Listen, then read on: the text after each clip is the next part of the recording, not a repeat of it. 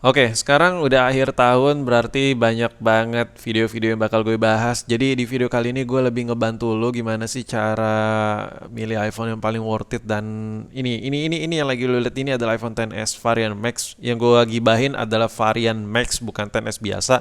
Jadi kalau lo bilang bang kalau XS enggak, gue nggak ngebahas XS. Gue ngebahas XS Max yang varian bagong ya. Nah, di video kali ini gue bakal coba bantu lu juga biar lu milih iPhone itu nggak ketipu juga, nggak bukan kaleng-kaleng lah. Jadi lu bisa milih sendiri dengan stok yang original dan ya pokoknya lu tonton video ini sampai habis, lu jadi bakal ngerti gimana cara pilih iPhone dengan simple, mudah, clear dan jelas. Oke, ini yang gue pegang adalah sebuah iPhone XS Max. Menurut gue ini adalah salah satu iPhone yang paling nggak worth it untuk lo beli di tahun 2022. Kenapa?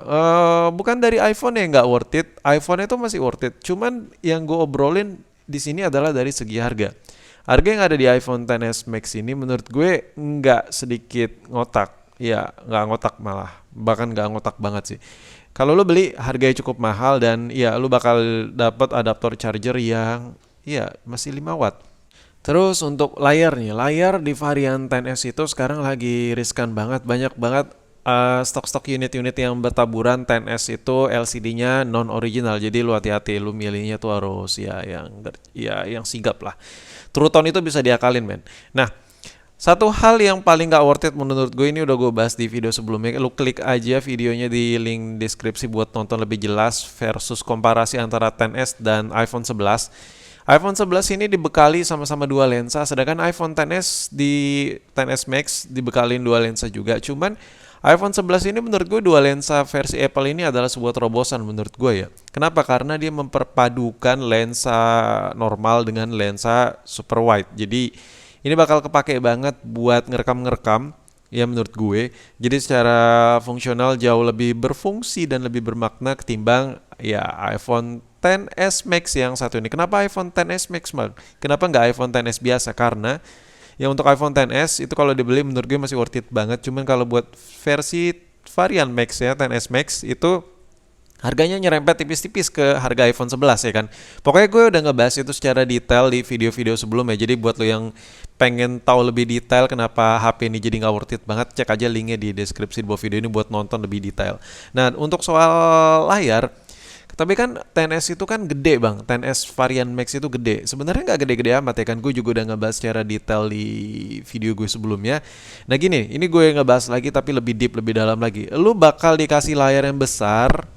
Nah gini, layar besarnya itu ya karena dengan ada iming-iming varian Max ya kan otomatis ya serba maksimal, serba gede gitu lah. Nah tapi layarnya pada kenyataannya kalau kita komparasi dibandingkan dengan iPhone 11 biasa ya itu lu bisa lihat nih perbedaannya nggak kelihatan ya kan.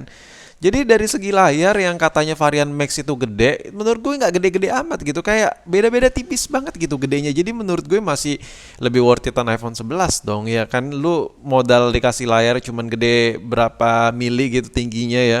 Tapi perbedaan chipsetnya beda jauh, sensor kamera beda jauh, kombinasi kamera juga beda performa. Jadi menurut gua nggak worth it gitu ya kan. Ukurannya cuma gede berapa mili, lu jadi downgrade ke XS Max. Aturan lu bisa beli iPhone 11. Iya, gara-gara lu pengen varian Max yang gede-gede. Dan kalau lu lihat nih di sejajar ini kayak wah gila, beda tipis banget gitu gede layarnya ya kan. Dan kalau masalah performa ya jelas iPhone 11 jauh lebih mumpuni. Ini nih yang paling gue kesel dari iPhone XS. Kenapa dari dulu tuh Apple telat banget? Kenapa di atas varian XS Max barulah mereka sadar penempatan kombinasi dua lensa itu yang satu buat lensa lebar yang satu lensa biasa. Kenapa nggak dari dulu ya kan? Karena lu bayangin lu beli HP berjuta-juta seharga motor bekas tapi lu nggak ada lensa lebar gini. Yang ada di iPhone XS itu kameranya lensanya ada dua, cuman itu perpaduan yang satu buat tele ya buat ngezoom, yang satu lensa normalnya.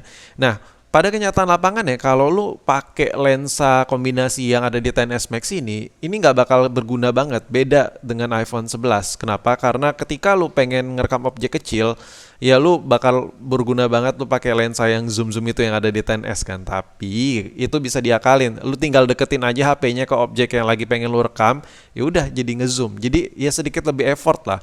Tapi kalau lu pengen ngerekam lensa lebar, nggak bisa. Jadi objeknya tuh nggak luas. Jadi lu nggak bisa apapun. Lebih baik sedikit effort buat ngedapetin zoom ketimbang lensa lebarnya nggak ada sama sekali. Jadi gue lebih prefer, ya lo gue lebih suka lah ya lu kalau beli pilih aja iPhone 11 ketimbang iPhone XS varian Max. Seriously gue nggak bohong. Ini gue nggak kidding nih. Jadi kombinasi dua lensa yang ada di iPhone 11 ini menurut gue berguna banget dan ini bener-bener ya ini ngotak sih. Kalau varian XS Max itu udah harganya beda tipis sama iPhone 11, kombinasi lensa jadul pula. Lu bayangin ya, misalnya lu beli iPhone XS Max dan temen lu punya Android yang harga 2 juta, 3 juta, itu rata-rata Android itu kalau lensa udah banyak udah punya lensa lebar semua cu. Nah, dan sekarang gue pengen ngebahas nih masalah gimana sih caranya lu beli iPhone tapi secara simpel, nggak usah colok-colok ke Trio Tools segala. Yang pertama lu tekan-tekan dulu bagian samping, yang kedua lu pastiin ini tombol-tombol power, tombol volume itu kalau lu raba-raba gitu nggak kayak kendor-kendor, oglek-oglek gitu, enggak. Nah kalau seandainya waktu lu tekan-tekan LCD-nya kayak ada gap-gap, kayak ada renggang-renggang, terus waktu lu tekan tombol power sama volume itu kayak ada goyang-goyang gitu, lu nggak mesti cek Trio Tools, mendingan lu batalin aja, itu udah fix, udah bongkaran. Jadi percuma Trio Toolsnya hijau semua tapi tombol power itu kayak goyang-goyang, oglek-oglek, LCD-nya tuh kayak kurang rapat, ya sama aja bohong kan ya kan, kayak HP bener-bener HP busuk. Cuman software-nya dimainin ya kan. Itu simpelnya seperti itu aja dulu, nggak usah colok-colok iTunes segala ya kan, nggak usah colok-colok ke Trio Tools dulu gitu. Nah, ngomongin soal performa yang ada di iPhone XS Max ini, menurut gue secara penggunaan ini masih overkill banget tuh. Ngegame bisa apapun semua lu lakuin di sini. Tapi serius, ukuran layar yang besar ini nggak ngejamin lu main game itu bakal enak banget. Kenapa? Karena kalau kita bandingin dengan iPhone 11 yang layarnya lebih kecil berapa mili gitu, tipis gitu, tapi performa chipsetnya jauh lebih baik ya kan. Jadi menurut gue ya experience buat ngegame tetap still the best ada di iPhone 11. Jadi beda harga ratusan ribu, bahkan harganya ada yang cenderung sama antara iPhone XS Max dengan iPhone 11. Jadi buat ngegame gue lebih ngedukung lu beli iPhone 11. Buat ngerekam video apalagi ada lensa lebarnya, gue lebih ngedukung lu iPhone 11. Apalagi low light-nya jauh lebih memadai ketimbang XS Max yang dimana sensor kameranya jauh lebih besar lagi. But overall ini bukan masalah iPhone ini udah nggak worth it ya. Ini gue ulang-ulang terus ya, kenapa takut lu salah maksud, salah arti dengan video yang gue buat ini. iPhone XS Max ini kayak gue ulang-ulang di awal, gue udah sebutin ini overkill banget. Lu bisa main game apapun lu lakuin di sini masih bisa banget. Lu bisa rendering video di sini, lu bisa ngerekam di sini. Cuman ya kalau dengan duit yang lu keluarin beli XS Max varian Max ya, kalau XS biasa itu masih worth it, masih jauh harganya dibandingkan iPhone 11. Dan menurut gue duit yang lu keluarin itu jauh lebih worth it lu pilih iPhone 11 menurut gue ya. Apalagi ya buat jangka panjang. Misalnya lu beli di tahun baru ini, misalnya Desember ini sebelum tahun baru misalnya, otomatis bisa lah lu pakai sampai tahun baru besok kalau bener-bener lu kerja berat banget ya. Jadi menurut gue ya ini adalah salah satu iPhone yang gak worth it banget buat dibeli. Ini versi gue di akhir tahun dan untuk tahun 2022.